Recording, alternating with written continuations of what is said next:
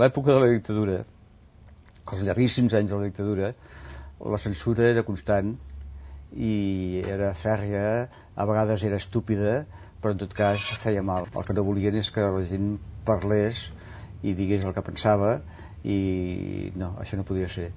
Només podia ser el que el règim deia i res més. Es va fer un llibre d'entrevistes en el qual hi anàvem molts escriptors joves de l'època, i llavors ens van a punt de portar a judici perquè havíem dit, per exemple, un que jo, per exemple, vaig dir que era, bueno, que era Déu, que era Déu.